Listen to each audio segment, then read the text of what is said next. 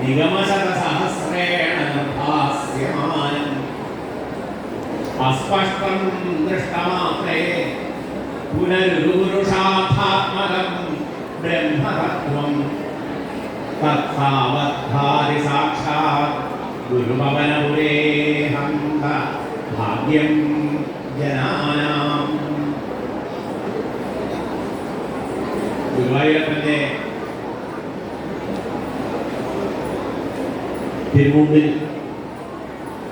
നിങ്ങളുടെ എല്ലാവരുടെ ഒപ്പം ഞാനും സാഷ്ടാംഗം നമസ്കരിച്ച് സർവസമർപ്പണ രൂപത്തിലുള്ള ഈ പ്രഭാഷണം ഇവിടെ നിർവഹിക്കാൻ എന്നെ ക്ഷണിച്ച ഗുരുവായൂർ ദേവസ്വത്തിൻ്റെ ചെയർമാൻ എൻ്റെ പ്രിയ സുഹൃത്ത് ഡോക്ടർ VK വിജയൻ മാസ്റ്റർ, എൻ്റെ ചിരകാല സുഹൃത്തായിരിക്കുന്ന ഇവിടുത്തെ ഗവേഷണ വിഭാഗത്തിൻ്റെ ഡയറക്ടറായ ഡോക്ടർ P നാരായണൻ നമ്പൂതിരി അവർക്കും അവരുടെ മറ്റ് സഹപ്രവർത്തകർക്കും ആദ്യം എൻ്റെ നന്ദി രേഖപ്പെടുത്തിക്കൊണ്ട് ഇന്ന് ഇവിടെ രാമായണത്തെ ധരിച്ചുകൊണ്ട് സംസാരിക്കാൻ അവസരം കിട്ടിയതിനുള്ള മഹാഭാഗ്യം അതിന് നിർവൃതി അനുഭവിച്ചുകൊണ്ട് ചിലത് ഞാൻ സംസാരിക്കാൻ ആഗ്രഹിക്കുന്നു.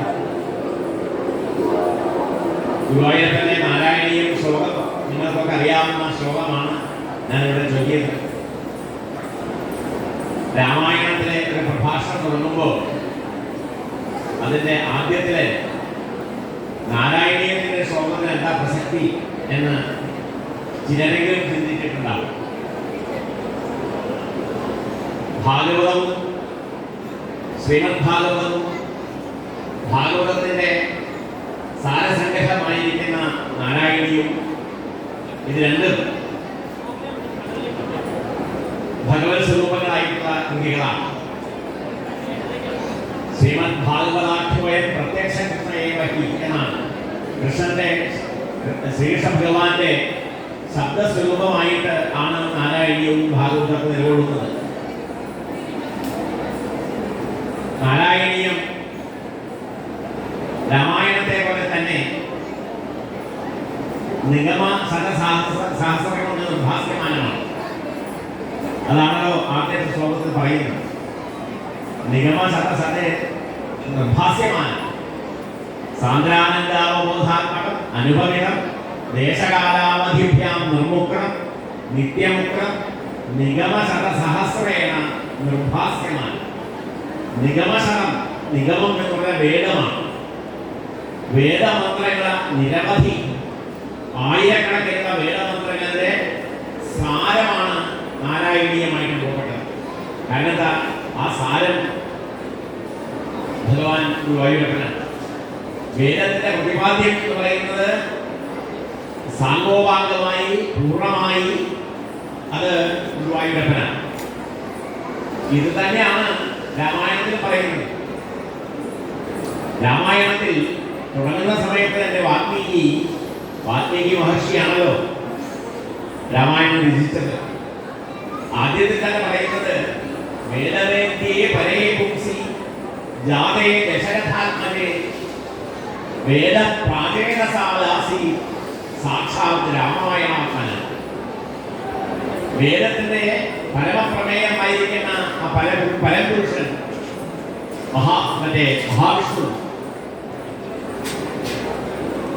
രാമനായിട്ട് ജനിച്ചപ്പോൾ, ദശരഥാത്മജനായിട്ട് രാമനായിട്ട് ജനിച്ചപ്പോൾ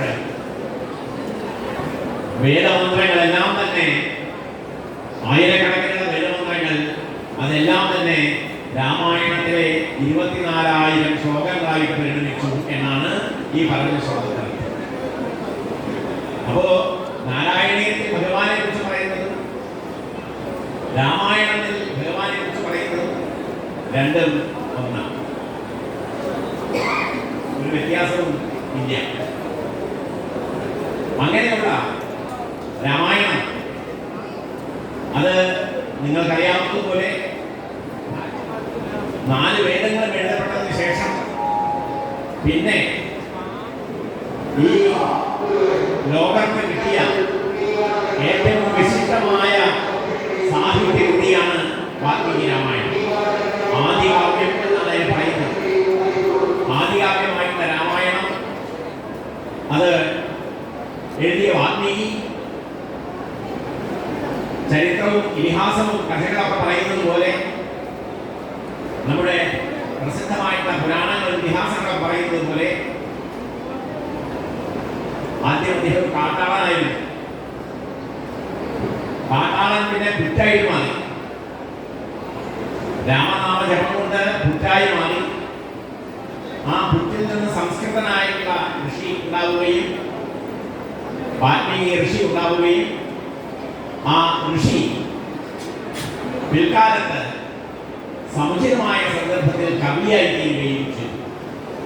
ഇങ്ങനെ കാട്ടാളൻ, പുറ്റ്, പിന്നെ ഋഷി, അത് കഴിഞ്ഞ് നാലാമത്തെ സ്റ്റേജാണ് വാൽമീകി രാമായണത്തിന്റെ കർത്താവായ വാൽമീകി കവി എന്ന രൂപത്തിൽ നാം കാണുന്നത്. ഇവിടെ വാൽമീകി രാമായണവും നിങ്ങൾക്കറിയാം മഹാഭാരതവും ഈ രണ്ട് ഇതിഹാസങ്ങളും ഉത്തമ കാവ്യങ്ങൾ കൂടിയാണ്. അങ്ങനെയുള്ള ഈ രാമായണ മഹാകാവ്യം അത് പരമപ്രധാനമായിട്ടുള്ള അതിൻ്റെ തത്വം എന്ന് പറയുന്നത് ധർമ്മത്തെ നിർവചിക്കലാണ്. പുരുഷാർത്ഥങ്ങൾ നിങ്ങൾക്കറിയാവുന്ന പോലെ ധർമ്മം, അർത്ഥം, കാമം, മോക്ഷം, ഈ 4 പുരുഷാർത്ഥങ്ങൾ. ആ പുരുഷാർത്ഥങ്ങളിൽ ഏറ്റവും ഗഹനമായിട്ടുള്ളത് ധർമ്മമാണ്. മനസ്സിലാക്കാൻ വളരെ പ്രയാസം, വളരെ ബുദ്ധിമുട്ട്. അങ്ങനെയുള്ള ആ ധർമ്മപ്രതിപാദനമായിരിക്കുന്ന രാമായണം മഹാഭാരതം തന്നെയാണ്. പക്ഷേ മഹാഭാരതത്തിനും രാമായണത്തിനും തമ്മിലുള്ള വ്യത്യാസം, മഹാഭാരതം ധർമ്മത്തെ അതിൻ്റെ ഗഹനമായിട്ടുള്ള സാമാന്യ ജനത്തിന് മനസ്സിലാക്കാൻ പറ്റാത്ത ധർമ്മത്തിൻ്റെ ഗഹനമായ ഗതിയെ അതിനെ വ്യാഖ്യാനിക്കുന്നതാണ്. കഥകളിലൂടെ, ഉപകഥകളിലൂടെ, അവാന്തര കഥകളിലൂടെ. പക്ഷേ രാമായണം അങ്ങനെയല്ല. രാമായണം വളരെ ലളിതമായി ഒരു കുടുംബത്തിൻ്റെ, ആ കുടുംബവുമായി ബന്ധപ്പെട്ട സമൂഹത്തിൻ്റെ ധാർമ്മികമായിട്ടുള്ള ആചരണത്തിൻ്റെ വളരെ ലളിതമായ ആഖ്യാനമാണ്. ഇപ്പോ ധർമ്മത്തെ ലളിതമായി വ്യാഖ്യാനിക്കുകയാണ് രാമായണം ചെയ്തത്. ധർമ്മത്തിന്റെ ഗഹനമായ അവസ്ഥയെ വ്യാഖ്യാനിക്കുകയാണ് വേദവ്യാസ മഹർഷി മഹാഭാരതത്തിലൂടെ നിർവഹിച്ചത്. ഇങ്ങനെ പക്ഷേ ഇവിടെയൊക്കെ ധർമ്മത്തിന്റെ വ്യാഖ്യാനമാണ് നടക്കുന്നത്. വേദത്തിലും അത് തന്നെയാണ്. വേദം ധർമ്മപ്രോക്തമാണ്. ധർമ്മമാണ് വേദത്തിന്റെ പ്രമേയം. വിധിക്കുന്നത്, വിധി നിഷേധാത്മകമാണ് വേദം. വിധിക്കുന്നത് ധർമ്മം, നിഷേധിക്കുന്നത് അധർമ്മം. ഈ വിധി നിഷേധാത്മകമായിരിക്കുന്ന വേദത്തിന്റെ ആശയം തന്നെയാണ് രാമായണത്തിലൂടെയും മഹാഭാരതത്തിലൂടെയും മറ്റേ പിൽക്കാലത്ത് വന്ന മറ്റ് പുരാണങ്ങളിലൂടെയും ഇതിഹാസങ്ങളിലൂടെയൊക്കെ മനുഷ്യന് ആവശ്യം ഈ ധർമ്മബോധമാണ്. ധർമ്മം ഉണ്ടായാൽ അതിനനുസരിച്ച് അർത്ഥം ഉണ്ടാവും, അതിനനുസരിച്ച് കാമുണ്ടാവും, അതിനനുസരിച്ചുള്ള മോക്ഷം വരെ ഉണ്ടാവും. അപ്പോ ഈ പുരുഷാർത്ഥങ്ങൾ മനുഷ്യനായിട്ട് ജനിച്ചാൽ നമുക്ക് ലഭിക്കേണ്ടതായിരിക്കുന്ന ആ ലക്ഷ്യങ്ങൾ ക്രമത്തിൽ, ധർമ്മം, അർത്ഥം, കാമം, മോക്ഷം എന്ന ക്രമത്തിൽ, ഇതിൽ വളരെ ശ്രദ്ധിക്കപ്പെടേണ്ട ഒരു കാര്യം, ധർമ്മം, അർത്ഥം, കാമം എന്ന് പറയുന്ന ഈ 3 പുരുഷാർത്ഥങ്ങളെ, മോക്ഷം ഒഴികെ അതിന് മുമ്പുള്ള അവയെ ഉപായ പുരുഷാർത്ഥങ്ങൾ എന്നാണ് പറയുക. അത് ഉപേയമായ, ലക്ഷ്യമായ മോക്ഷത്തെ സമ്പാദിച്ചു കൊടുക്കുന്നതായതുകൊണ്ട് ധർമ്മവും അർത്ഥവും കാമവും ഉപായങ്ങൾ മാത്രമായി പറയാം. ഈ ധർമ്മ, അർത്ഥ, കാമങ്ങളെ ഈ 3നെയും വേദത്തിൽ പറഞ്ഞതുപോലെയോ അല്ലെങ്കിൽ മറ്റ് വേദസംബന്ധികളായിരിക്കുന്ന മറ്റ് വൈദിക ഗ്രന്ഥങ്ങളിൽ പറഞ്ഞതുപോലെയോ അല്ല രാമായണത്തിൽ പ്രതിപാദിക്കുന്നത്. എന്ന് വെച്ചാൽ സാരം മാറും എന്നല്ല.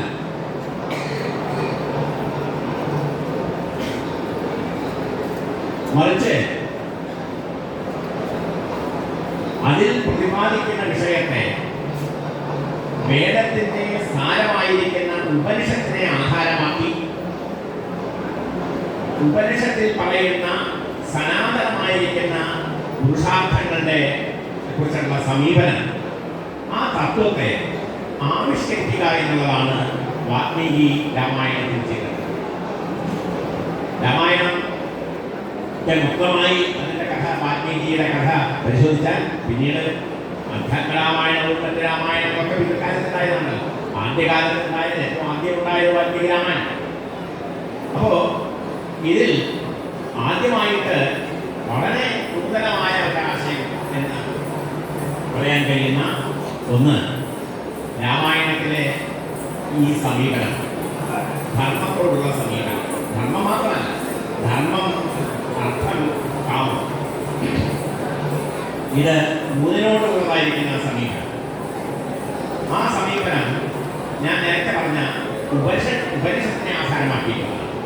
ഉപനിഷത്തിൽ പറയുന്നത്, ഉപനിഷത്തിന്റെ വലിയൊരു തത്വം തന്നെ തേന ത്യക്തേന ഭുഞ്ജീത എന്നാണ്.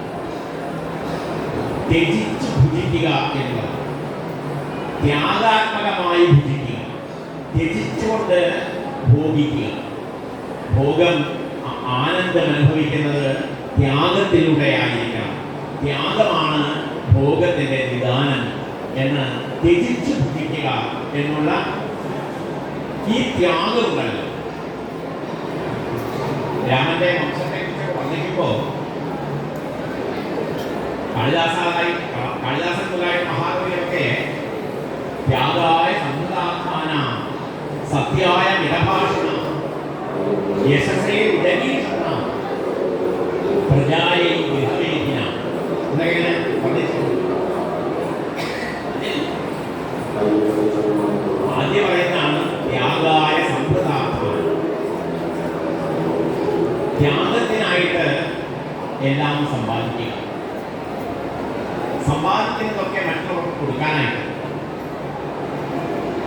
ഈ ത്യാഗത്തെ ധർമ്മമായാലും അർത്ഥമായാലും കാമമായാലും ഇത് മൂന്നും ത്യാഗത്തിനധിഷ്ഠിതമായ ഭോഗമാണ് രാമായണം മുന്നോട്ട് വയ്ക്കുന്നത്.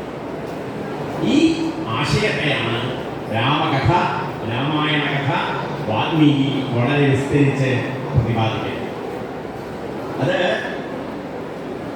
വാൽമീകിയുമായി രാമായണത്തിന്റെ ആരംഭത്തിൽ വാൽമീകിയും നാരദനും തമ്മിലുള്ള സംവാദമാണല്ലോ മൂലരാമായണം എന്ന് പറയുന്ന രാമായണത്തിന്റെ ആകര ഗ്രന്ഥം, അതിന്റെ അടിസ്ഥാന ഗ്രന്ഥം. അത് വിപുലീകരിച്ചതാണ് രാമായണം. ആ തപസ്വാധ്യായ നിരതം തപസ്വി വാഗ്വിലാംബരം നാരദം പരിപപ്രച്ഛ വാൽമീകൻ മുനിഉദ്ഗമം എന്ന് തുടങ്ങി മൂലരാമായണത്തിന്റെ ആദ്യത്തെ പദ്യമാണ് നാരദൻ വാൽമീകി കണ്ടുമുട്ടുന്നത്.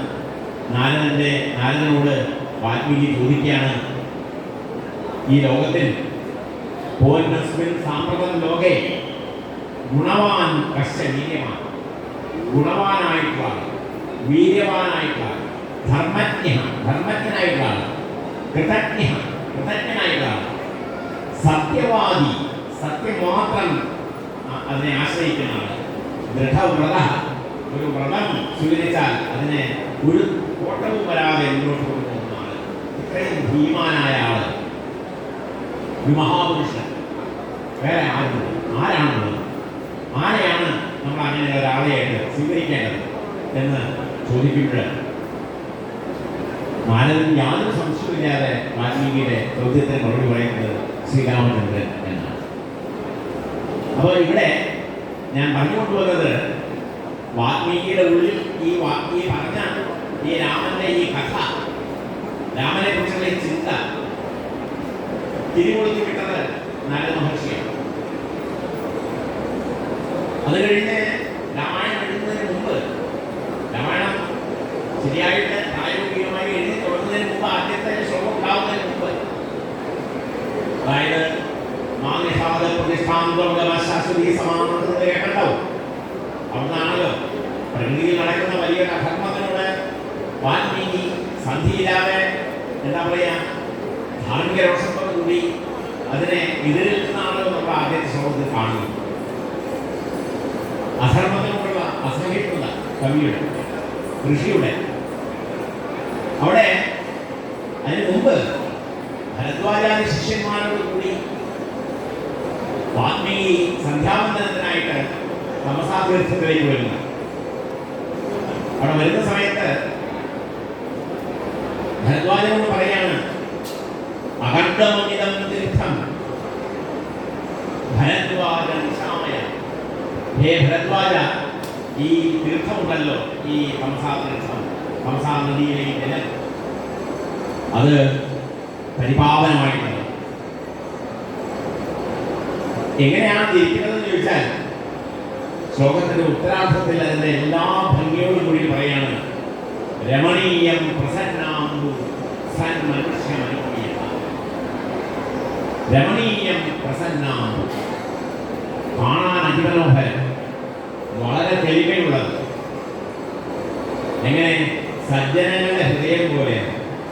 സന്മനുഷ്യ മനോയഥ, സജ്ജനങ്ങളുടെ ഹൃദയം എങ്ങനെയാണോ വളരെ ട്രാൻസ്പെറൻ്റ് ആയിരിക്കും. ഉള്ളിലുള്ളത് എന്തോ അത് തന്നെയാണ് പുറമെ മുഖത്തുണ്ടാവുക. മനസ്സിലും വാക്കിലും പ്രവൃത്തിയിലും ഒന്നായിരിക്കും. അതാണ് സജ്ജനങ്ങളുടെ സ്വഭാവം. മനസ്സേകം വചസ്യേകം കർമ്മണ്യേകം മഹാത്മന. എന്താണ് മഹാത്മാക്കളുടെ സ്വഭാവം? എന്നാൽ ദുർജനങ്ങളോ മനസ്യന്യ വചസ്യന്യ കർമ്മണ്യന്യ. ഇതാണ് ദുർജനങ്ങളുടെ സ്വഭാവം. ഉള്ളില് പറയുന്നതായത് ചിരിച്ചിട്ടുണ്ടാവും, പക്ഷെ ഉള്ളില് ദുഷ്ടായ ഭാവങ്ങളായിരിക്കും. അപ്പൊ ഇവിടെ ഈ ശ്രീരാമചന്ദ്രന്റെ കഥ കേട്ടിട്ടാണ് ലോകത്തിൽ ഏറ്റവും ആരാധനായി, ധർമ്മിഷ്ഠനായി, സത്യവ്രതനായി, ധർമ്മശീലനായി ഒരു വ്യക്തിയുണ്ടെങ്കിൽ അത് ശ്രീരാമചന്ദ്രനാണ് എന്ന നാരദന്റെ ഉപദേശം കേട്ടിട്ടാണ് വാൽമീകി വരുന്നത്. ഇങ്ങനെ വാൽമീകി ഇവിടെ എത്തുകയും ഈ തമസാതീർത്ഥം കണ്ട് രാമന്റെ കഥയാണ് ഉള്ളിൽ സജ്ജനം, ഏറ്റവും ഉദാത്തമായ സജ്ജനമാര്, സജ്ജനങ്ങളിൽ അങ്ങനെ ഗണ്യനാര്, അതിന്റെ ദൃഷ്ടാന്തമായി ലോകത്തിന് കാണിച്ചു കൊടുക്കാൻ പറ്റിയ ആളാര്, യാതൊരു സംശയമില്ലാതെ വാൽമീകിയോട് രാമചന്ദ്രന്റെ നാമധേയമാണ് ഉച്ചരിച്ചത്. ഇതാണ് ഉള്ളിൽ കിടക്കുന്നത്. ആ പരിഭാഗം വന്ന് തമസാതീർത്ഥത്തിലെത്തിയപ്പോഴേക്കും ഈ ജലം സജ്ജനങ്ങളുടെ ഹൃദയം പോലെ നിർമ്മലമായിരിക്കുന്നു, അവരുടെ പരിപാവനമായ ശരീരം പോലെ പരിശുദ്ധമായിരിക്കുന്നു. ഇതിന്റെ അടുത്ത ശ്ലോകത്തിൽ വാൽമീകി പറയാണ്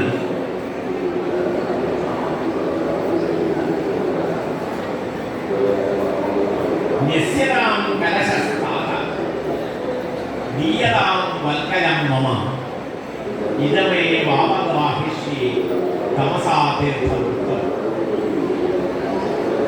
ഇറങ്ങി മുങ്ങുണ്ടെങ്കിൽ ഇവിടെയാണ് മുങ്ങേണ്ടത്. സജ്ജനങ്ങളുടെ ഹൃദയത്തിൽ, സജ്ജനങ്ങളുടെ ഹൃദയം പോലെ അത്യന്ത നിർമ്മലമായ, പ്രസന്നാത്മകമായ, പ്രസാദാത്മകമായ, രമണീയമായ ഈ തമസാതീർത്ഥത്തിൽ ഇവിടെ ഇറങ്ങി മുങ്ങാണ്. അതുകൊണ്ട് എൻ്റെ വൽക്കലം വരും, ഞാൻ ഇവിടെ തന്നെ ഇറങ്ങി മുങ്ങട്ടെ, കുളിക്കാനായിട്ട് വെള്ളത്തിൽ ഇറങ്ങി മുങ്ങാം. വാൽമീകി പറയുന്നതിന് അർത്ഥം എന്താണ്? രാമന്റെ കഥയാണ് സൂചിപ്പിക്കുന്നത്. രാമന്റെ കഥ കേട്ടിട്ടാണ് തമസാതീർത്ഥത്തിലേക്ക് വരുന്നത്. തമസാതീർത്ഥത്തെ രാമനോടാണ് ഓർപ്പിച്ചത്. സജ്ജനങ്ങളുടെ ഹൃദയം എന്ന് പറഞ്ഞിട്ട് രാമന്റെ ഹൃദയത്തെയാണ്, ഏറ്റവും ഉദാത്തമായ രാമഹൃദയത്തെയാണ് സൂചിപ്പിക്കുന്നത്. അത് കഴിഞ്ഞ് ഇവിടെ തന്നെ ഇറങ്ങി മുങ്ങാവുന്നില്ല, ആ സജ്ജന ഹൃദയത്തിൽ തന്നെ ഇറങ്ങി മുങ്ങാം എന്ന് വെച്ചാൽ ഈ രാമകഥ തന്നെ എഴുതാവുന്നു. ഇതാണ് എനിക്ക് എഴുതാനുള്ള വിഷയം, എന്റെ കാവ്യത്തിന്റെ വിഷയം ഇതാണ്.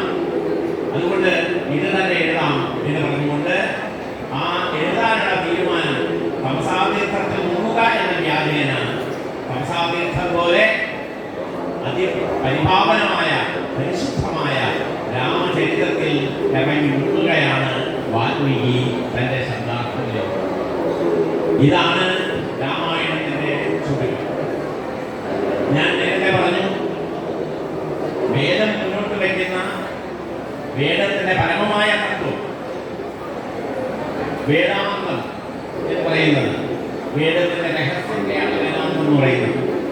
വേദത്തിലെ തത്വം എന്തൊക്കെയാണ്? തത്വമസി, അഹം ബ്രഹ്മാസ്മി, അയമാത്മാ ബ്രഹ്മ, പ്രജ്ഞാനം ബ്രഹ്മ. ഇതാണ് 4 മഹാവാക്യങ്ങൾ. ഇതാണ് പ്രപഞ്ചപരമായ തത്വത്തെ ആവിഷ്കരിക്കുന്ന ഈ 4 മഹാവാക്യങ്ങൾ. ഈ 4 മഹാവാക്യങ്ങൾ ഉൾക്കൊള്ളുന്ന ആ പരമമായ വേദാന്ത തത്വത്തെ ഉപനിഷത്തിൽ സംഗ്രഹിക്കുമ്പോൾ ഉപനിഷത്ത് ഋഷി പറയുന്നതാണ്, ഈ തത്വജ്ഞാനം ലഭിക്കണമെങ്കിൽ നമുക്ക് വേണ്ടത് ത്യാഗമാണ്. എന്റെ അല്ല, ഇതൊക്കെ നിങ്ങൾക്ക് വേണ്ടി. എന്താണല്ലോ ത്യാഗത്തിലെ ഹോമിക്കുമ്പോഴേ ഹോതാവ് എന്താ പറയുന്നത്? ഇതെന്നമാണ്, അഗ്രേ ഇതെന്നമാണ്. ഇതെന്റെ അല്ല, ഇത് ലോകത്തിന്റെ ലോകത്തിന്റെ സ്വത്താണ്. ഇത് എന്റേതല്ല. ഞാൻ സമ്പാദിക്കുന്നതാണ്. പക്ഷേ ഈ സമ്പാദിക്കുന്നത് എന്റെ അല്ല. അഖില പറയില്ലേ ഈ കുമ്മനാനകൾക്ക് എന്റെ അല്ല. അതുപോലെ ഇതൊന്നും എന്റെ അല്ല. ഈ ത്യാഗം കൊണ്ടുള്ള ഭോഗം ത്യജിച്ച് ഭുജിക്കുക എന്നുള്ളതായിരിക്കുന്ന, ഭുജിക്കാൻ ആനന്ദിക്കാൻ പറ്റും. ത്യാഗത്തിൽ നിന്നുണ്ടാവുന്ന ആനന്ദം അത് ധർമ്മം ചെയ്യുമ്പോഴും അർത്ഥം സമ്പാദിക്കുമ്പോഴും കാമം അനുഭവപ്പെടുമ്പോഴും അല്ലെങ്കിൽ അത് എക്സ്പീരിയൻസ് ചെയ്യുമ്പോഴും ഒക്കെ നമുക്ക് വേണ്ടത് ഈ ഭോഗത്തെ ത്യാഗം കൊണ്ടുള്ള ഭോഗത്തെയാണ്. ഈ ത്യാഗം കൊണ്ടുള്ള ഭോഗം ത്യജിച്ച് ഭുജിക്കുക എന്നുള്ള ഉപനിഷത്തിന്റെ ഈ പരമമായ പ്രമേയമാണ് വാൽമീകി രാമായണം മുന്നോട്ട് വയ്ക്കുന്നത്. ഇത് വേദത്തിന്റെ രഹസ്യമാണ്, വേദാന്തമാണ്, ഉപനിഷത്താണ്. ഈ തത്വമാണ് വാൽമീകി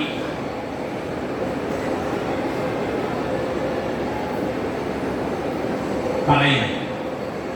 അതാണ് ഞാൻ തുടക്കത്തിൽ തന്നെ വേദവേദ്യേ പരേ പുംസി ജാതേ ദശരഥാത്മജേ വേദ പ്രാചേതസാദാസി സാക്ഷാത് രാമായണാത്മന എന്ന വേദത്തിന്റെ പരമ്പൊരുളായിരിക്കുന്ന മഹാവിഷ്ണു, വേദത്തിന്റെ പരമ്പൊരുളായിരിക്കുന്ന വേദത്തിലെ ഓരോ മന്ത്രവും പ്രത്യക്ഷമായും പരോക്ഷമായും മഹാവിഷ്ണുവിനെയാണ് പ്രകീർത്തിക്കുന്നത്. പരമാത്മ തത്വമായിട്ടുള്ള അകമ്പൊരുളായിരിക്കുന്ന വേദത്തിന്റെ അകമ്പൊരുളായിരിക്കുന്ന ഈ വിഷ്ണുവിനെ, അതുകൊണ്ട് രാമന്റെ ഉപദേശത്തിലൊക്കെ എല്ലാത്തിനും വ്യാപിച്ച് കിടക്കുന്നുണ്ട്.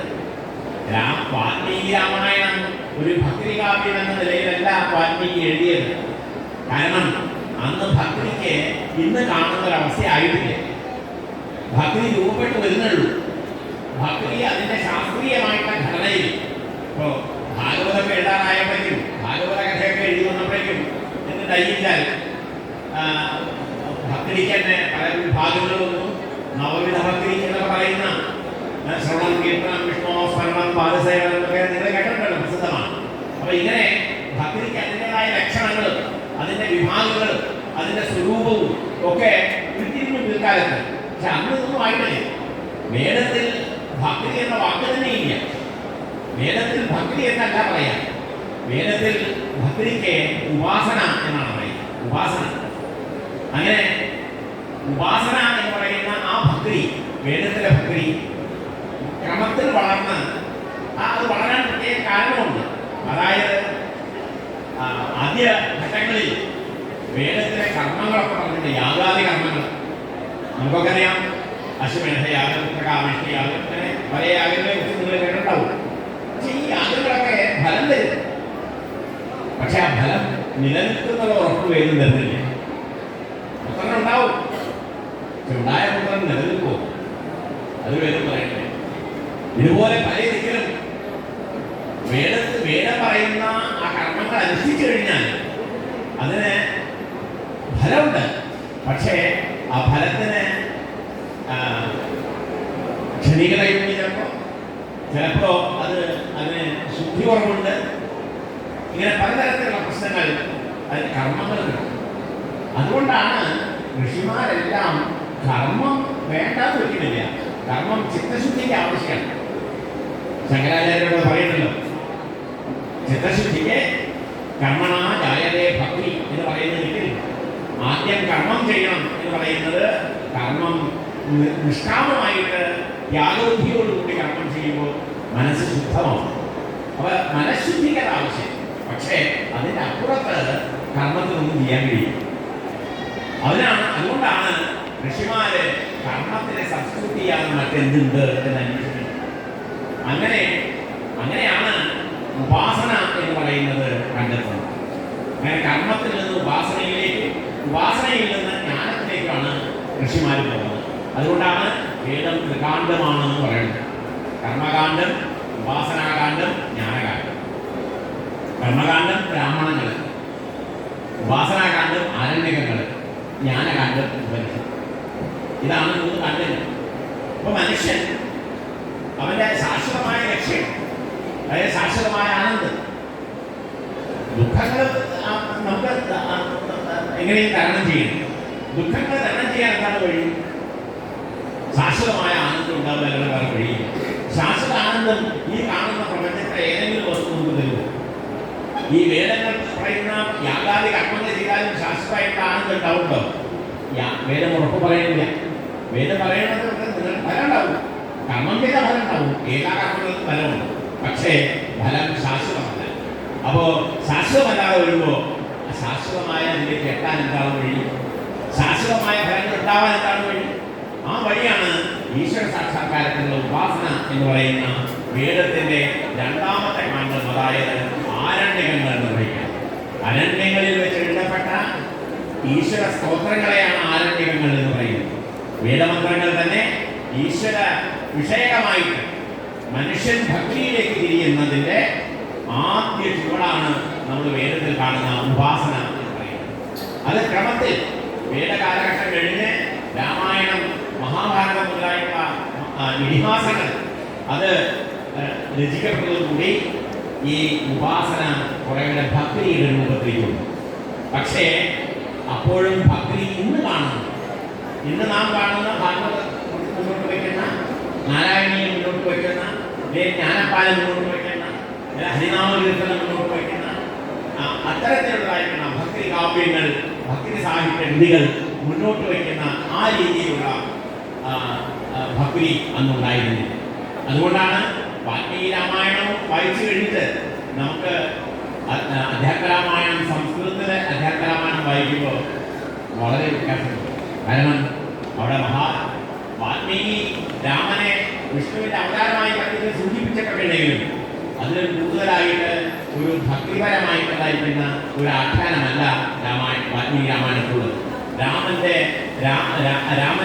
എന്ന വ്യക്തിയും രാമൻ ഉൾക്കൊള്ളുന്ന കുടുംബവും അതിന്റെ സമൂഹവും അതെങ്ങനെ ഒരു ഉദാത്തമായിരിക്കുന്ന, ഒരു മാതൃകാപരമായിരിക്കുന്ന, ഒരു ധാർമ്മികമായ ജീവിതത്തിന്റെ നിദർശനമായിട്ട് അതിനെ എങ്ങനെ അവതരിപ്പിക്കാൻ പറ്റും എന്നുള്ളതാണ് വാൽമീകി നോക്കിക്കണ്ടത്. വാൽമീകി അങ്ങനെയാണ് ആഖ്യാനം ചെയ്തത്. പക്ഷേ ധർമ്മരാമായണത്തിലേക്കും കാലഘട്ടം മാറി, മനുഷ്യന്റെ ജീവിത സങ്കീർണതകൾ കൂടി, അവൻ കർമ്മത്തിൽ നിന്ന് ജ്ഞാനത്തിലേക്ക്, ഉപാസനയിലേക്ക് കടന്നു. ഉപാസന എന്ന് പറയുന്നത് ഭക്തിയാണ്. ഭക്തിയിലേക്ക് കടക്കുന്നതോടുകൂടിയാണ് മനുഷ്യൻ കുറെ കൂടെ അവന്റെ ചാതുർവർണ്ണങ്ങളൊക്കെ ഉണ്ടെങ്കിലും ആ ചാതുർവർണ്ണങ്ങൾ ബ്രാഹ്മണൻ, ക്ഷത്രിയൻ, വൈശ്യൻ, ശൂദ്രൻ എന്നതായിരിക്കുന്ന വർണ്ണവ്യവസ്ഥകളൊക്കെ ഉണ്ടെങ്കിലും ആ വർണ്ണവ്യവസ്ഥകൾക്കൊക്കെ അടിസ്ഥാനപ്പെടുത്തി ധർമ്മം, അർത്ഥം, കാമം, മോക്ഷം എന്ന് പറയുന്ന 4 പുരുഷാർത്ഥങ്ങളെ ആധാരമാക്കി ജീവിതത്തെ ചിട്ടപ്പെടുത്തി, ജീവിതത്തെ അതിന് പാകത്തിനാക്കി എങ്ങനെ ഒരു ആദർശപരമായ ജീവിതം നയിക്കാം എന്നുള്ള ഒരു ആഖ്യാന ശൈലിയാണ് രാമായണത്തിൽ നാം കാണുന്നത്. ഇങ്ങനെ രാമായണത്തിൻ്റെ ഞാൻ ആദ്യ ഭാഗം ഇന്ന് ഉപസംഹരിക്കുന്ന ദിവസമായതുകൊണ്ട്, ഇന്ന് അവസാനത്തെ ദിവസമാണ് എന്നതുകൊണ്ട് ഇന്ന് ഈ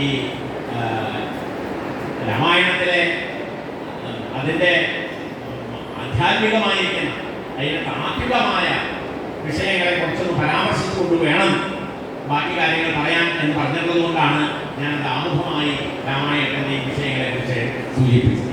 അപ്പോൾ രണ്ട് കാര്യങ്ങളാണ് പ്രധാനമായി നാം രാമായണത്തെ കുറിച്ച് മനസ്സിലാക്കേണ്ടത്. രാമായണം മുന്നോട്ട് വയ്ക്കുന്നത്, ഉപനിഷത്ത് മുന്നോട്ട് വയ്ക്കുന്ന ജ്ഞാനസ്വരൂപമായിരിക്കുന്ന എന്താ പറയുക, ജ്ഞാന സംഹിതയായിരിക്കുന്ന, ജ്ഞാനമീമാംസയായിരിക്കുന്ന ഉപനിഷത്തുകൾ മുന്നോട്ട് വയ്ക്കുന്ന തേന തെക്രേന ഭുഞ്ജീഥാഹ എന്നുള്ള ത്യാഗം കൊണ്ടുള്ള ഭോഗം എന്ന ഒരു വലിയ തത്വമാണ്. അത് ധർമ്മമായാലും അർത്ഥമായാലും കാമമായാലും. ഈ മോക്ഷത്തെ പറയാത്തതെന്ന് ചോദിച്ചാൽ മോക്ഷം പിന്നെ പറയേണ്ട ആവശ്യമില്ല. ധർമ്മവും അർത്ഥവും കാമവും ഇത് ഉപായങ്ങളാണ്. ഈ മൂന്ന് ഉപായങ്ങളും വേണ്ട പോലെ സ്വീകരിച്ചു കഴിഞ്ഞാൽ മാർഗം പൂർണ്ണമായും നമ്മൾ സ്വീകരിച്ചു കഴിഞ്ഞാൽ ലക്ഷ്യത്തിലെത്തി പറയണം.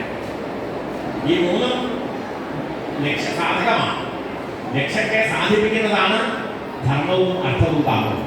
ഇത് മൂന്നും വാൽമീകി പറയുന്നത് ഈ ത്യജിച്ച് ഭുജിക്കുക എന്ന ഭോഗം കൊണ്ടുള്ള ഭോഗമല്ല, ത്യാഗം കൊണ്ടുള്ള ഭോഗമാണ് ശ്രേഷ്ഠം എന്ന് വാൽമീകി രാമായണത്തിൽ മുന്നോട്ട് വയ്ക്കുന്നു. ഈ ആശയം ഒരുപക്ഷെ മഹാഭാരതത്തിൽ സങ്കീർണമായിട്ടുള്ള, ധർമ്മത്തിൻ്റെ വളരെ സങ്കീർണമായിരിക്കുന്ന, വളരെ ശാസ്ത്രീയമായ, നാനാദർശനാധിഷ്ഠിതമായ, നാനാശാസ്ത്രങ്ങളെ അധിഷ്ഠിതമായിരിക്കുന്ന ഒരു ആഖ്യാന രീതി മഹാഭാരതത്തിലുള്ളതുകൊണ്ട് മഹാഭാരതത്തിലെ ഈ ധാർമ്മിക ചർച്ച, ധർമ്മങ്ങളെ സംബന്ധിച്ചുള്ള ചർച്ച സാധാരണക്കാരന് പ്രാപ്യമല്ല, മനസ്സിലാക്കാൻ ബുദ്ധിമുട്ടാണ്. അതുകൊണ്ടാണ് വാൽമീകിയുടെ രാമായണം അത് വളരെ ലളിതമായി ഒരു കുടുംബത്തെ, ദശരഥന്റെ ആ കുടുംബത്തെ ആധാരമാക്കിക്കൊണ്ട് ഒരു കുടുംബ വ്യവസ്ഥയെ കുറിച്ച് സംസാരിക്കുകയും ഒരു കുടുംബ ബന്ധങ്ങളെ കുറിച്ച്, അതിൽ സമൂഹത്തിന് വേണ്ട, മനുഷ്യരാശിക്ക് വേണ്ട സമസ്ത ആദർശങ്ങളെയും തത്വങ്ങളെയും വളരെ മനോഹരമായി ഒരു മാല കെട്ടുമ്പോൾ എങ്ങനെയാണോ അതിന് മനോഹരമായ പുസ്തകങ്ങൾ ചേർത്ത് കെട്ടേണ്ടത്, അതുപോലെ വളരെ ഔചിത്യബോധത്തോടുകൂടി അതിനെ ഓർത്തിണക്കിയിരിക്കുന്നു വാൽമീകി എന്നുള്ളതാണ് വളരെയധികം ഇതായിട്ട് പറയാനുള്ളത്. രണ്ടാമത് രാമായണത്തെ അധീരിച്ചുകൊണ്ട് എത്രയോ കൃതികൾ ഉണ്ടായിട്ടുണ്ട്. മഹാഭാരതവും രാമായണവും നമ്മുടെ രണ്ട് വലിയ പർവ്വത ശിഖരങ്ങളാണ്. അതൊന്നും ഒഴുകി വന്നതാണ് നമ്മുടെ സാഹിത്യ കൃതികളൊക്കെ, നമ്മുടെ സ്തോത്രകൃതികൾ, നമ്മുടെ നാടകങ്ങൾ, കാവ്യങ്ങൾ, സ്തോത്രകൃതികൾ, മറ്റു തരത്തിലുള്ളതായിരിക്കുന്ന സാഹിത്യ രൂപങ്ങൾ, കലാരൂപങ്ങൾ, ഇങ്ങനെ സാംസ്കാരികമായി മനുഷ്യരാശിയുടെ ഉന്നമനത്തിന് വേണ്ടി, മനുഷ്യരാശിയുടെ സംസ്കരണത്തിന് വേണ്ടി, മനുഷ്യന്റെ മനസ്സിന്റെ സംസ്കരണത്തിന് വേണ്ടി എത്ര കൃതികൾ ആണ് ഗ്രന്ഥങ്ങളാണ്, വിലപ്പെട്ട ഗ്രന്ഥങ്ങളാണ് രാമായണത്തിൽ ഉണ്ടായിട്ടുള്ളത്. അതിന് രാമായണത്തിലുണ്ടായ കഥകൾ വെച്ച് കഴിഞ്ഞാൽ ഈ നേരത്തെ സൂചിപ്പിച്ചതുപോലെ കേരളത്തിൽ ഉള്ള രാമായണം തന്നെ നോക്കിയാൽ 100 കണക്കിന് രാമായണം. രാമകഥാപാട്ട് തുടങ്ങിക്കഴിഞ്ഞാൽ എത്ര തരത്തിലുള്ള ചില എഴുത്തച്ഛൻ ചോദിക്കുന്നുണ്ട്.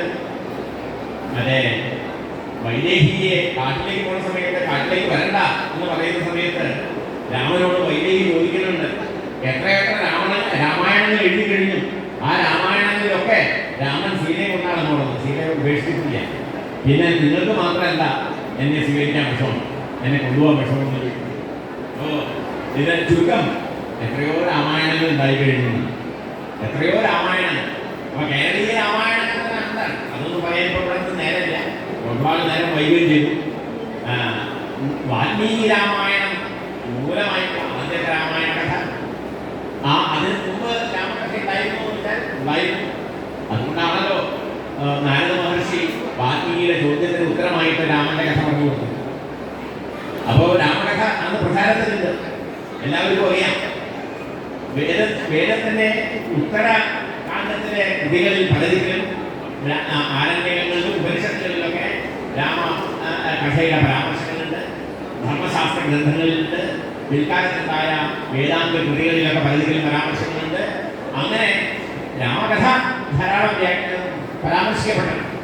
ഇവിടെ ഞാൻ പറഞ്ഞുകൊണ്ടുവന്നത് വാൽമീകി രാമായണവും അതിൽ നിന്ന് എത്രയോ വ്യത്യസ്തമായി ഒഴുകുന്ന വ്യത്യസ്തമായ ഒരു രീതി പുലർത്തുന്ന അധ്യാത്മരാമായണം സംസ്കൃതത്തിലെ കൃതിയും അത് കഴിഞ്ഞ് അത് കിളിപ്പാട്ടായിട്ട് നമ്മുടെ ഭാഷാപിതാവ് നമ്മുടെയൊക്കെ കവികുല ഗുരു അദ്ദേഹത്തിൻ്റെ സരസ്വതി വിലാസം അധ്യാത്മരാമായണം വായിക്കുന്നവർക്കൊക്കെ അറിയാം.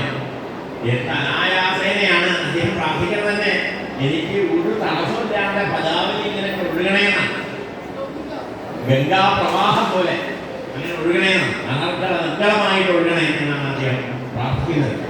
ആ പ്രാർത്ഥന 100% അദ്ദേഹത്തിന് സഫലമായിട്ടുണ്ടെന്ന് രാമായണം വായിച്ചാൽ നമുക്കറിയാം. അധ്യാത്മരാമായണം കിളിപ്പാട്ട് വായിച്ചാൽ നമുക്ക് മനസ്സിലാക്കും. ആ കിളിപ്പാട്ടിലെ രാമപട്ടാഭിഷേകം വരെയുള്ള കഥകളാണ് നമ്മൾ ഈ കർക്കിടക മാസത്തിലെ രാമായണ പാരായണ അല്ലെങ്കിൽ രാമകഥാ യജ്ഞങ്ങളിൽ നാം ഉപയോഗിക്കുന്നത്, നാം വിസ്തരിക്കുന്നത്. വളരെ ഇന്ന് അതിൻ്റെ അവസാനത്തെ ദിവസമാണ്. ഗുരുവായൂർ ദേവസ്വത്തിൻ്റെ ഈ വലിയ രാമകഥാ യജ്ഞം തുടങ്ങിയിട്ട് 10-30 ദിവസമായി. ഇന്ന് അവസാന ദിവസമാണ്. ഈ കഥ അവസാനിക്കുന്നത് പട്ടാഭിഷേകത്തെ കൂടി. ഈ പട്ടാഭിഷേകം, രാമന്റെ ഈ പട്ടാഭിഷേകം, അങ്ങനെ ഒരു പട്ടാഭിഷേകം വേറെ എവിടെ ഒരു സാഹിത്യത്തിൽ എവിടെയും കാണുന്നത്? ലോകത്തിൽ ഒരു പട്ടാഭിഷേകവും ഇങ്ങനെ ഉണ്ടായിട്ടുണ്ട്.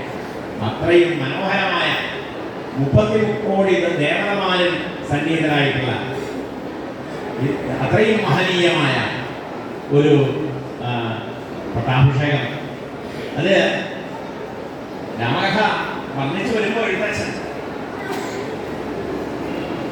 മറ്റേ യുദ്ധമൊക്കെ കഴിഞ്ഞ് സീതയെ വീണ്ടെടുത്ത് അയോധ്യയിലേക്ക് മടങ്ങാൻ കൊടുക്കുന്ന സമയത്ത് വിഭീഷണൻ വന്ന് ഇന്ന് ഇവിടെ താമസിച്ച് നാളെ അയോധ്യയിലേക്ക് പുറപ്പെടാം എന്ന് പറയുന്ന സമയത്ത് രാമൻ പറയുന്നുണ്ട്, 14 വർഷമായിട്ട് എന്നെ മാത്രം നോമ്പ് നോക്കി കണ്ണിൽ എന്നെ വിളിച്ച് നോക്കിയിരിക്കുന്ന എനിക്കൊരു സഹോദരനുണ്ട്.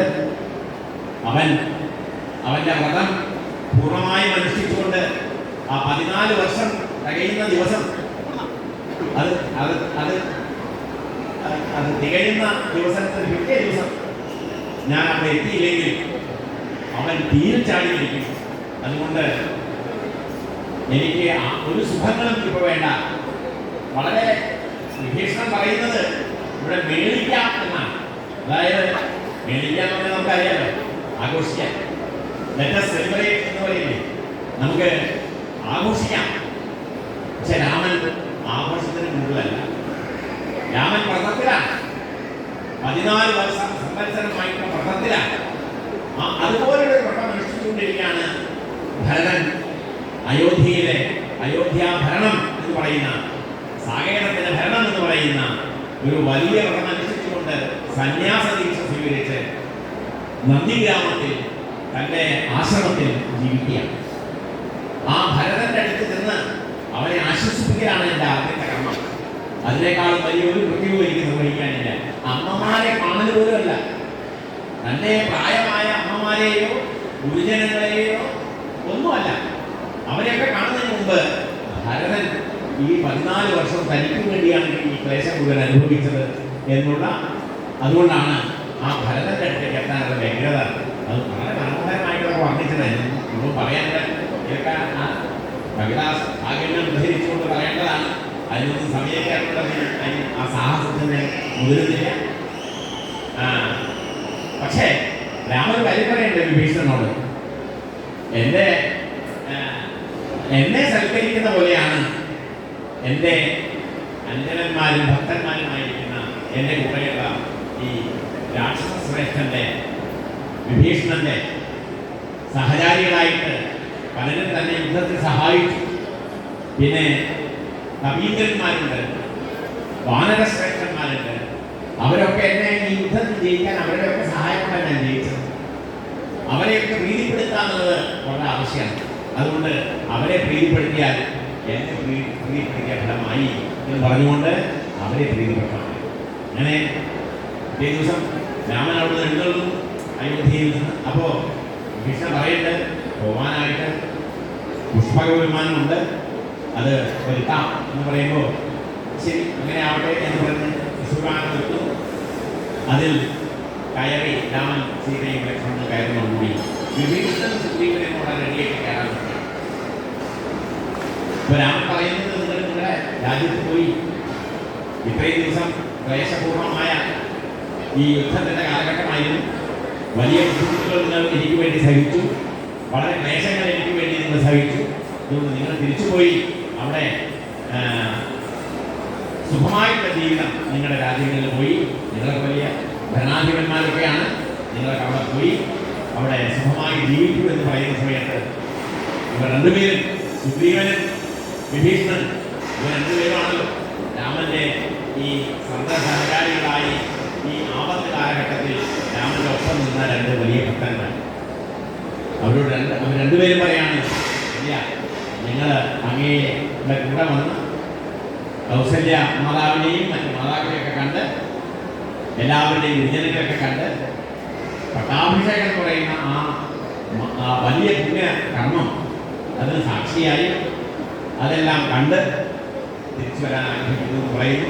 അങ്ങനെ രാമന്റെ അനുജ്ഞയോടുകൂടി സമ്മതത്തോടുകൂടി അവരും രാമന്റെ കൂടെ പട്ടാഭിഷേകത്തിനായിട്ട് പുറപ്പെടുന്നു, അയോധ്യയിലേക്ക് പുറപ്പെടുന്നു. പോകുന്ന വഴിയിൽ നമുക്കറിയാം, അവിടെ ഞാൻ ഈ കഥയൊക്കെ പറയേണ്ട ആവശ്യമില്ല, നിങ്ങൾ വായിക്കുന്നതാണ്. ചില ഗ്രഹണീയമായിട്ടുള്ള ചില ശ്രദ്ധിക്കപ്പെട്ട ചില തത്വങ്ങളെ മാത്രം ഒന്ന് സൂചിപ്പിക്കാൻ മാത്രമേ ഞാൻ ചെയ്യുന്നുള്ളൂ. കഥ എല്ലാവരും പറയുന്ന കാര്യമാണ്. കഥയിൽ കൂടെ മുന്നോട്ട് വയ്ക്കുന്ന ചില തത്വങ്ങളുണ്ട്, ആ തത്വങ്ങളെയാണ് ഞാൻ സൂചിപ്പിക്കുന്നത്.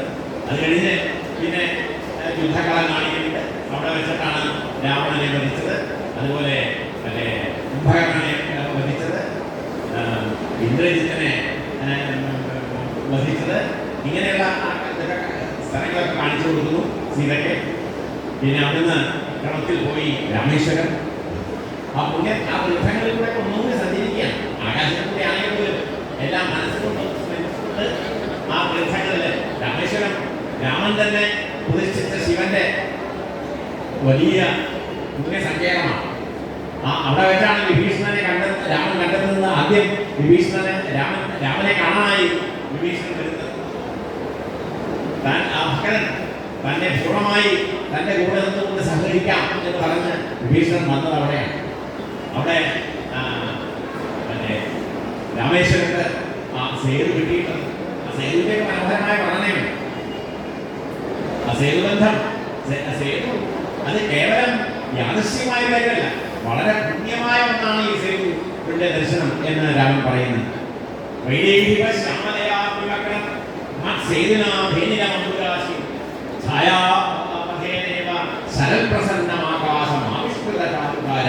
എന്നൊക്കെ കാളിദാസനൊക്കെ അതിമനോഹരമായി വർണ്ണിച്ചിട്ടുള്ള ഒന്നാണ് ആ സേതു. അങ്ങനെ ആ സേതുവിനെയൊക്കെ കാണിച്ചു കൊടുത്ത് അങ്ങനെ കൃഷ്ണയെത്തുന്നു. കൃഷ്ണന്റെ മുകളിൽ കൂടെ പോകുമ്പോൾ സുഗ്രീവനോട് തന്റെ അടുത്തുണ്ട്, വിമാനത്തിൽ തന്നെ. സുഗ്രീവനോട് കണ്ടുകൊണ്ടൊക്കെ ഈ കൃഷ്ണയുടെ സൗഭാഗ്യങ്ങൾ, അതിൻ്റെ ഉത്കൃഷ്ടത ഇതെല്ലാം സൂചിപ്പിച്ചുകൊണ്ട് അവിടെയുള്ള മാനവ പ്രമുഖന്മാരൊക്കെ തനിക്ക് യുദ്ധത്തിന് വേണ്ടി സഹായിക്കുറിച്ച് ഒക്കെ രാമൻ പറയുന്നു. ഇതൊക്കെ കേട്ടപ്പോൾ സീതയ്ക്ക് തന്നെ വല്ലാത്ത പ്രയാസമായി.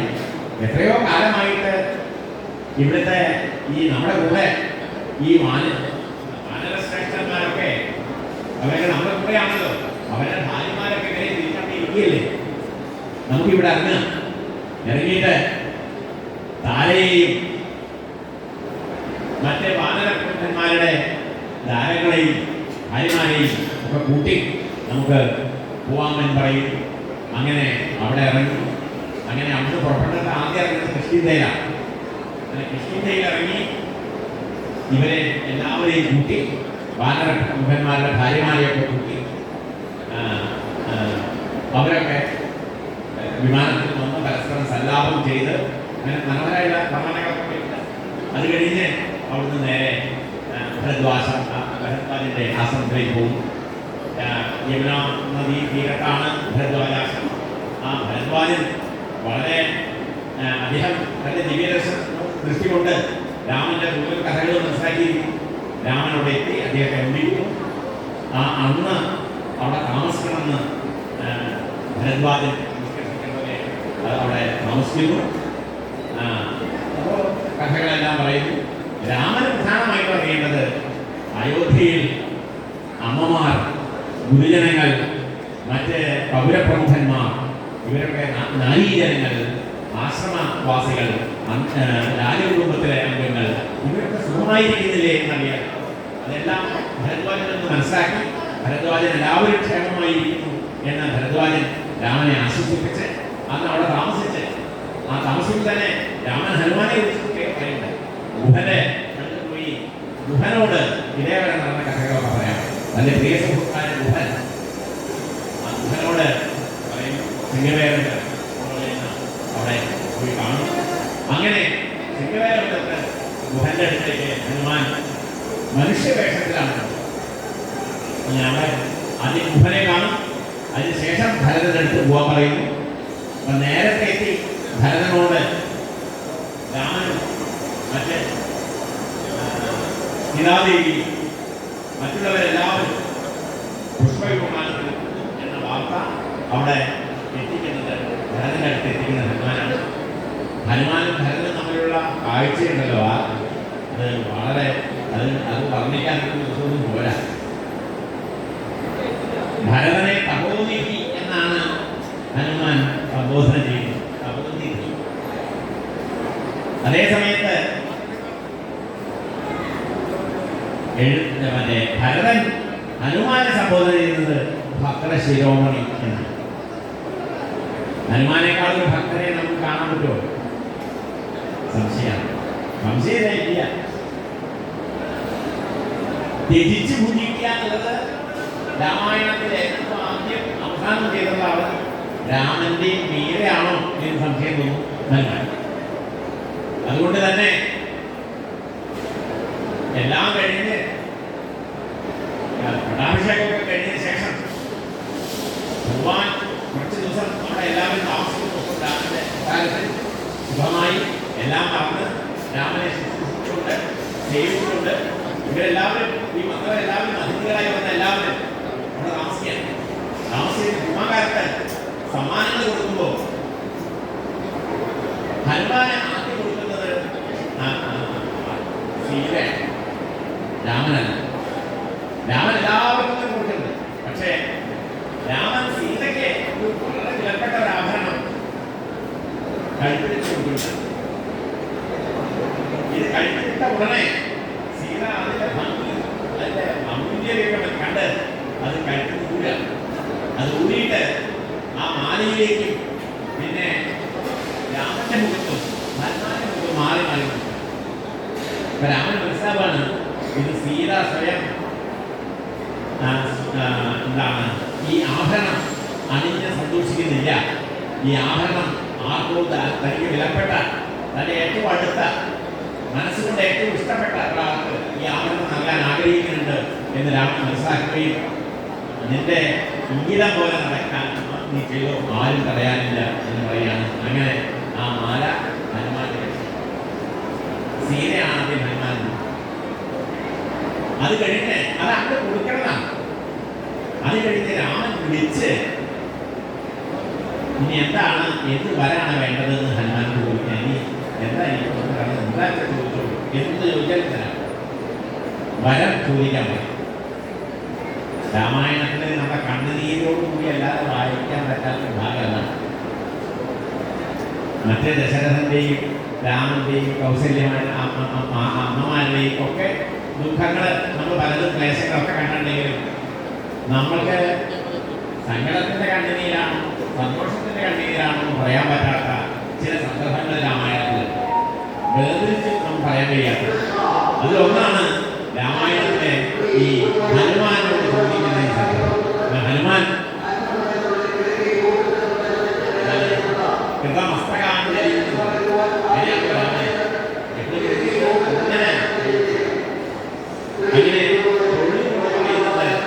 എനിക്ക് നിങ്ങൾ പറയുന്നത് എനിക്ക് വരം ഒരു വരയുണ്ട്. ആ വരം രാമനാമവും രാമന്റെ കഥയും ഈ ലോകത്തിൽ നിലനിൽക്കുന്നിടത്തോളം കാലം അത് അനുഭവിക്കാൻ ആയുസ് എനിക്ക് തരണം. നമുക്ക് പിന്നെ ഇതിനേക്കാളും മനോഹരമായിട്ട് ആരും പറയാൻ പറ്റും? വിഭീഷണൻ, സുഗ്രീവൻ, അർജുനൻ, എത്രയോ ക്യാപ്റ്റന്മാര് പല സമ്മാനങ്ങളും വാങ്ങിപ്പോയി. ഇദ്ദേഹം ഇത് മാത്രമേ ഇത് വേണ്ടൂ, വേറെ വേണ്ട. അപ്പൊ രാമൻ പറയുന്നത് ഭക്തി കൊണ്ടേ വരൂ ബ്രഹ്മതത്വം സഖേ, ബ്രഹ്മത്വവും സഖേ. ഭക്തി കൊണ്ടേ വരൂ ബ്രഹ്മത്വവും സഖേ. ബ്രഹ്മത്വം പരമാത്മതത്വമായിട്ട് അവിടെ മാറുക. അതിന്റെ പരാകാഷ്ഠയിൽ സംഭവിക്കുന്നതാണ്. തത്വജ്ഞാനത്തിന്റെ പരാകാഷ്ഠയിൽ സംഭവിക്കുന്നതാണ് ഞാൻ തന്നെയാണ് ഈശ്വരതത്വം. എന്നിൽ നിന്ന് ഭിന്നമല്ല ഈശ്വരതത്വം. അഹം ബ്രഹ്മാസ്മി മുതലായിട്ടുള്ള മഹാവാക്യങ്ങളുടെ വേദവാക്യങ്ങളുടെ അർത്ഥം നമുക്ക് മനസ്സിലാവും. അപ്പൊ നമ്മൾ തന്നെ ഈശ്വരനെ മനസ്സിലാക്കി കഴിഞ്ഞാൽ പിന്നെ ഭേദബുദ്ധികളൊന്നുമില്ല. കാരണം എന്താ? ലോകമെല്ലാം ഈശ്വരമയമാണ്. സർവം ഖല്വിദം ബ്രഹ്മ. ഇത് മുഴുവൻ ബ്രഹ്മമാണ്. ഇത് മുഴുവൻ ഈശ്വര ചൈതന്യമാണ്. വേറെ ഒന്നുമില്ല. അപ്പൊ നമ്മൾ വേറെ പോലെയല്ല, നമ്മളിലൊക്കെ ഇരിക്കുന്ന ചൈതന്യം ഒന്നാണ്. ഈ രീതിയിൽ ബ്രഹ്മതത്വത്തെ കിട്ടണമെങ്കിൽ ഭക്തി തന്നെയല്ലാതെ വേറെ വഴിയില്ല എന്നാണ് രാമൻ പറയണത്. അത് ഹനുമാന്റെ ഭക്തി കണ്ടിട്ടാണ് ഭക്തി കൊണ്ടേ വരൂ ബ്രഹ്മത്വവും സഖേ എന്ന് പറഞ്ഞത്. ഹനുമാൻ അതാണ് ഉദ്ദേശിച്ചതെന്ന് എനിക്ക് നല്ല സംശയം. രാമൻ പറഞ്ഞിട്ടില്ല, ഒരു പടി മുകളിലാണ് ഹനുമാന്റെ സ്ഥിതി. ഹനുമാൻ ഭക്തി തന്നെയാണ് മുക്തിയായിട്ട് ഗ്രഹിച്ചിട്ടുണ്ട്. ഭക്തി കൊണ്ട് മുക്തി ഉണ്ടാവുക എന്ന് പറയുന്നത് ഭക്തിയിൽ നിന്ന് വേറിട്ടൊരു സാധനമാവണ്ടേ മുക്തി. ഭക്തി കൊണ്ടേ വരൂ ബ്രഹ്മത്വമാണ് മുക്തി. ബ്രഹ്മത്വം മുക്തി. മുക്തി ഉണ്ടാവുന്നത് ഭക്തി കൊണ്ടേ ഉണ്ടാവുന്നത്. ഭക്തി കൊണ്ടുണ്ടാവേണ്ട സാധനമല്ല മുക്തി. ഭക്തി തന്നെയാണ് മുക്തി. രാമനോടുള്ള ഭക്തിയാണ് മുക്തി എന്നാണ് ഹനുമാന്റെ സങ്കല്പം. അപ്പൊ ഈ കാഴ്ചപ്പാട്, ഹനുമാന്റെ ഈ ദർശനം, ഇത് പക്ഷെ ആരും ഇത്ര ഈ രീതിയിൽ ചർച്ച ചെയ്തപ്പോൾ സംശയം. ഇത് ഞാൻ നേരത്തെ പറഞ്ഞ ഉപനിഷത്ത് തത്വമുണ്ടല്ലോ, തേന തെക്രേന ബുദ്ധി ആ തത്വത്തിന്റെ പിൻബലം നിന്നു. അപ്പോൾ രാമൻ ഇത് കേട്ട ഉടനെ ഈ രാമന്റെ ഈ പ്രസ്താവന, അതായത് ഭക്തി കൊണ്ടേ ഒരു ബ്രഹ്മത്വവും സഖേ എന്ന ഈ പ്രസ്താവന, അത് കേട്ട ഉടനെ ഹനുമാൻ ഈ ഭക്തി മാത്രമാണ് എൻ്റെ മുക്തി, ഭക്തിക്ക് അപ്പുറം മുക്തി അല്ലെങ്കിൽ രാമനാമം നിലനിൽക്കുന്നിടത്തോളം കാലവും രാമചരിതം നിലനിൽക്കുന്നിടത്തോളം കാലവും എനിക്കിത് വേണമെന്ന് പറഞ്ഞാൽ ഭക്തിയോടുകൂടി ജീവിക്കാനാണ് ഞാൻ ആഗ്രഹിക്കുന്നത് എന്ന് പറഞ്ഞത്. അത് മുക്തി വേണ്ട. പല മഹാന്മാരും മുക്തി ആണ് ഏറ്റവും വരിഷ്ഠമായിട്ടുള്ളത്, ഏറ്റവും ഉത്കൃഷ്ടമായിട്ടുള്ള മുക്തി. ഇതാണ് മുക്തിയാണ്. മോക്ഷം കിട്ടാണ് പരമപുരുഷാർത്ഥം. പക്ഷേ നാരദനും ശുഗനും ഒക്കെ അങ്ങനെയല്ല. മേൽപ്പത്തൂര് പറയുന്നത് സഞ്ചരേമ ശുഗനാരദാരികൾ. അതൊരു വിശേഷമുണ്ട്, നോക്കിയിട്ടൊന്നുമില്ല.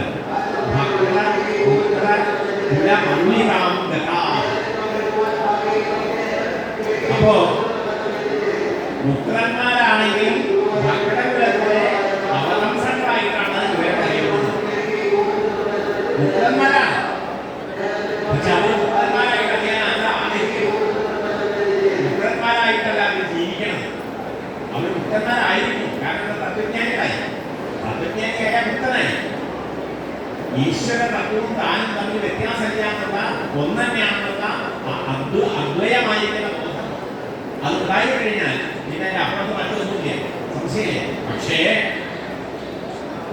അത് കിട്ടിയിട്ടും പിന്നെയും ദ്വൈതഭാവം, ഞാൻ വേറെ ഭഗവാൻ വേറെ, ഭഗവാന്റെ ദാസനായിട്ട് ജീവിക്കുന്ന കാലം മുഴുവൻ ജീവിക്കുക. ഇതല്ലേ ഹനുമാൻ പറഞ്ഞത്. ഹനുമാൻ പറഞ്ഞതിന്റെ അർത്ഥത്താണല്ലോ രാമചരിതം ഉള്ളിടത്തോളം കാലം, രാമന്റെ കഥയും ചരിത്രവും ഉള്ളിടത്തോളം കാലം, രാമനാമം നിലനിൽക്കുന്നിടത്തോളം കാലം ഞാൻ ഇങ്ങനെ തന്നെ ഈ ജീവിക്കാൻ ആഗ്രഹിക്കുന്നു. എനിക്ക് അതുവരെ ആയുസ് വേണം. ഞാൻ ലോകത്തിൽ ഒരു കാലത്ത് രാമകഥ നിരോഭവിക്കാൻ പോകുന്നില്ല, ഒരു കാലത്തും രാമചരിത്രം ഇല്ലാതാവാൻ പോകുന്നില്ല. അതുകൊണ്ട് എന്നും ഹനുമാൻ ചിരഞ്ജീവിയായി നമ്മൾ പറയും.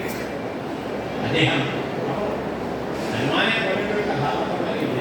രാമായണത്തിന് ഹനുമാനെ പോലെ ഇത്രയും സർവസംഘ പരിത്യാഗിയായി ത്യാഗം കൊണ്ട് ഭുജിക്കുന്ന വാൽമീകി മുന്നോട്ട് വയ്ക്കുന്ന ധർമ്മ അർത്ഥ കാമങ്ങളെ കുറിച്ചിട്ടുള്ളതായിരിക്കുന്ന കാമനകൾ എന്താണ്, അത് ആ ദർശനം അതിൻ്റെ പൂർണ്ണമായ അർത്ഥത്തിൽ എല്ലാം ത്യജിച്ച് ഒന്നും എന്റേതല്ല എന്ന് തിരിച്ചറിഞ്ഞുകൊണ്ട് ജീവിക്കുന്ന ഹനുമാനെ പോലെയുള്ള മഹാപുരുഷൻ രാമന്റെ സൗഭാഗ്യമാണ്. രാമന്റെ സൗഭാഗ്യം അങ്ങനെയുള്ളവരായിരുന്നു രാമന്റെ ഈ ജീവിതത്തിന്റെ മിഷൻ കംപ്ലീറ്റ് മുന്നോട്ട് കൊണ്ടുപോകാൻ സഹായിച്ചത്. അങ്ങനെയുള്ള മഹാപുരുഷ വൃന്ദം രാമന്റെ കൂടെ എപ്പോഴും ഉണ്ടായിരുന്നു. അത് പ്രബുദ്ധനാണ്. ഇപ്പോ പട്ടാഭിഷേകത്തിന്റെ അങ്ങനെ പറയാൻ നേരമില്ല. ഇപ്പൊ തന്നെ സമയം ഞാൻ വളരെ നോക്കാം. പട്ടാഭിഷേകത്തിലെ ഏറ്റവും പ്രധാനമായിട്ടുള്ള കാര്യം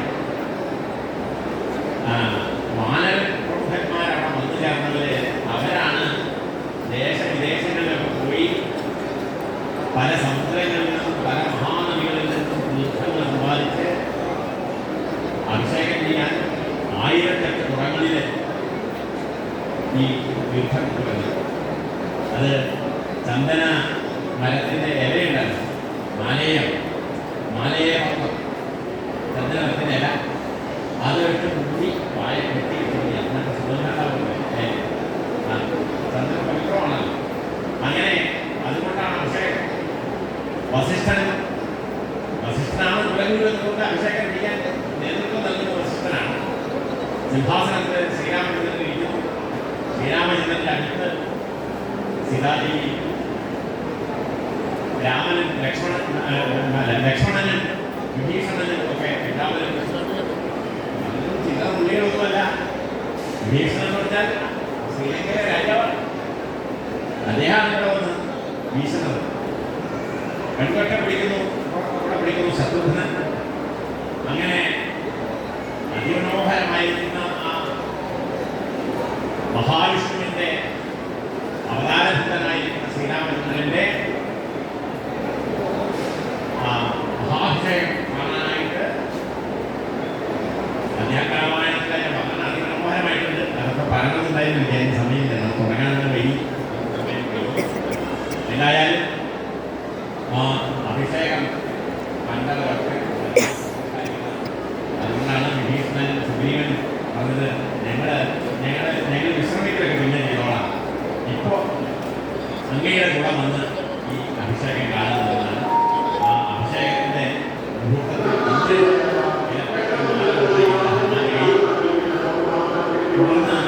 സ്തുതികളുണ്ട്.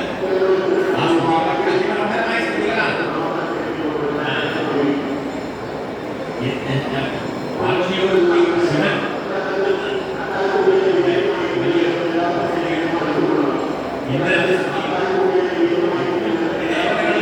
ആകാശത്തിൽ സന്നിഹിതരായിട്ട് കിന്നരന്മാര്, വിഭൂഷന്മാര്, സിദ്ധന്മാര്, ധാരണന്മാര്, ഇങ്ങനെ ദേവവൃത്തങ്ങളൊക്കെ ദേവവംശങ്ങളുടെ കുറേയുണ്ട്. അവരെല്ലാവരും അവരുടെ കുടുംബത്തോടുകൂടി അയോധ്യയുടെ കാര്യം പറയാറുണ്ട്. അയോധ്യ എല്ലാ വീഥികളും അലങ്കരിച്ച് അവിടെയൊക്കെ ബ്രാഹ്മണ ശ്രേഷ്ഠൻ ഓരോ രീതിയിലും നൂറുമുഖം വിളിച്ച് ബ്രാഹ്മണരെ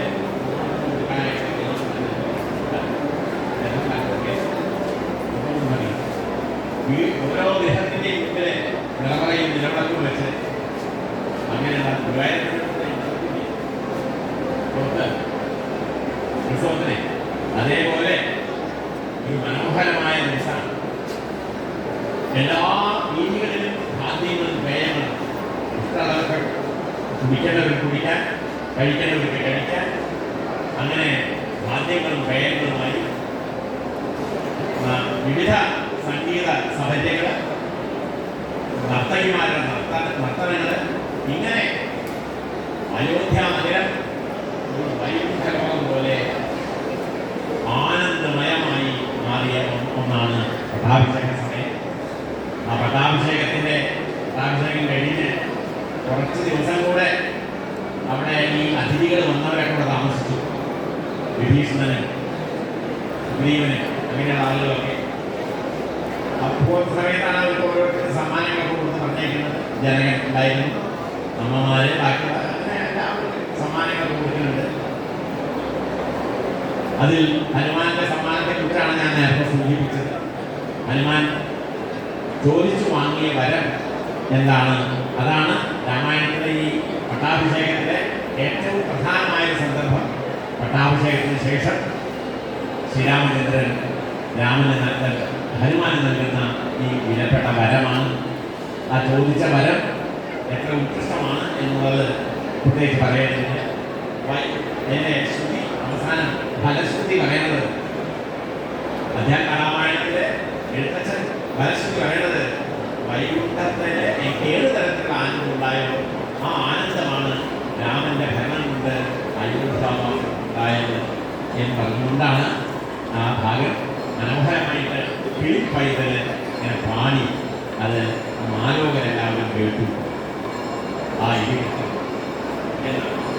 അപ്പോൾ ഈ കിളിപ്പൈതല് എന്നുള്ളത് ഈ കിളികൾ പാട്ട് കഥ പറയാനുള്ളത് ശുഭനാണല്ലോ, ഒരു കിളിയല്ലോ. ശുഭനാണല്ലോ ആദ്യം ഭാഗവത കഥ പറയേണ്ടത്. അതുപോലെ ഭാഗവതമായിട്ടുള്ള ഈശ്വര വിഷയമായ കഥ പറയുന്നത് കിളികളാണ്.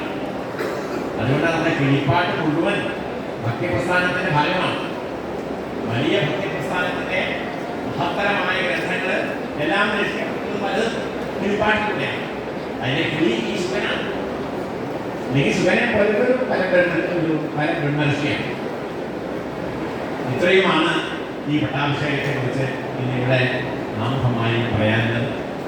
വലിയ ഈ രാമായണ ദിവസം, ഈ കർക്കിടക മാസത്തിൽ മാത്രമേ രാമായണം വായിക്കാമെന്നൊന്നുമില്ല.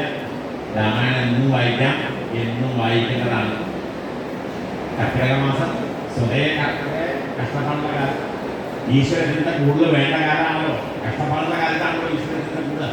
അപ്പോൾ ഈശ്വരചിന്ത എന്ന സമയമാണെന്നുകൊണ്ടാണ് നമ്മൾ ഇതിനന്ന് പുറത്തിറങ്ങി യാത്ര ചെയ്യാൻ വേണ്ടിയാകേണ്ടത്. ഭയങ്കര മഴയും യാത്രയൊക്കെ കഴിച്ചാണ് കണ്ട്. അതുകൊണ്ട് അന്ന് രാമായണം കർക്കിടക മാസത്തിൽ വായിച്ചുകൊണ്ടിരുന്നു. ഒരു ആവർത്തി വായിക്കാനുള്ള സമയം ധാരാളമായിട്ടുണ്ട്. എന്നല്ല, അത് കൂടുതലും ആവർത്തി വായിക്കാനുള്ള സന്ദർഭങ്ങളുണ്ട്. അതുകൊണ്ടാണ്. പക്ഷേ രാമായണം അവസാനിക്കുന്നില്ല. ദൈനംദിനമായി രാമായണം ഉണ്ടായിക്കൊണ്ടിരിക്കുന്നു. രാമായണത്തിന് അനുഭവങ്ങൾ ഉണ്ടായിക്കൊണ്ടിരിക്കുന്നു. രാമായണത്തിൻ്റെ അനുഭൂതികൾ ഉണ്ടായിക്കൊണ്ടിരിക്കുന്നു. രാമായണത്തിൽ തന്നെ പറയുന്ന പോലെ യാവത് സ്ഥാസ്യന്തി ഗിരയഃ സരിതശ്ച മഹീതലേ താവത് രാമായണ കഥ ലോകേഷു പ്രചരിഷ്യതി. ഇത്രയും പറഞ്ഞുകൊണ്ട് എൻ്റെ ഈ ഗുരുവായൂരപ്പൻ്റെ തിരുസന്നിധി ശ്രീരാമചന്ദ്രനും ഗുരുവായൂരപ്പൻ തമ്മിൽ വ്യത്യാസമില്ലാതെ ഞാൻ രാമായണവും നാരായണവും ചേർത്തുകൊണ്ട് ആദ്യം പറഞ്ഞിട്ടാണ് തുടങ്ങിയത്. എല്ലാം വിഷ്ണുമയമായിട്ടാണ് എഴുത്തച്ഛൻ, അതിലെ സ്തുതികളെല്ലാം വിഷ്ണുമയമായിട്ടാണ് പ്രകീർത്തിച്ചിട്ടുള്ളതെന്ന് നിങ്ങൾക്കറിയാം. അങ്ങനെയുള്ള ഗുരുവായൂരപ്പൻ്റെ തന്നെ ശബ്ദരൂപത്തിലുള്ളതാണ് ഈ രാമായണം എന്ന് പറഞ്ഞുകൊണ്ട് ഉപസംഹരിക്കുന്നു. ആപദാമപഹർത്താരം ദാതാരം സർവസമ്പദാം ലോകാഭിരാമം ശ്രീരാമം ഭൂയോ ഭൂയോ നമാമ്യഹം. ഹരേ രാമ രാമ രാമ ഹരേ ഹരേ, ഹരേ കൃഷ്ണ കൃഷ്ണ കൃഷ്ണ ഹരേ ഹരേ. ഗുരുവായൂരപ്പാ ശരണം. എല്ലാ സജ്ജനങ്ങൾക്കും ഇത് കേട്ടിരുന്ന എല്ലാവർക്കും എൻ്റെ വിനീതമായ നമസ്കാരം അറിയിക്കുന്നു. എല്ലാവർക്കും ഗുരുവായൂരപ്പൻ്റെ അനുഗ്രഹം ഉണ്ടാവട്ടെ.